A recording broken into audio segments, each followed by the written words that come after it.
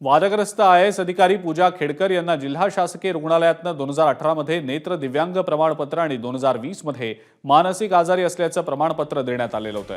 या प्रमाणपत्रांबाबतची कागदपत्रं आता सापडलेली आहेत। अहमदनगरचे जिल्हा शल्यचिकित्सक डॉक्टर संजय घोगरे आणि जिल्हाधिकारी आणि पोलीस अधीक्षकांमध्ये बैठक झाली।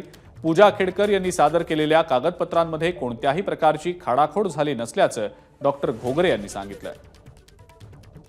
तत्कालीन वैद्यकीय मंडळामध्ये डोळ्यांच्या याच्यासाठी तज्ज्ञ डॉक्टर जे होते डॉक्टर संजय रासकर होते।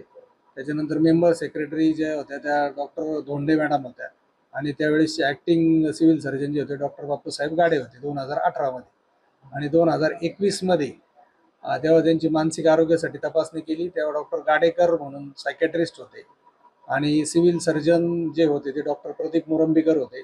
डॉक्टर प्रदीप मोरंबीकर हे 2 वर्षापूर्वीच सेवानिवृत्त झालेले आहे। त्यांच्या डॉक्युमेंटमध्ये कुठलीही खाडाखोड नाही आहे आणि सर्व डॉक्युमेंट्स आपल्याकडे उपलब्ध आहेत।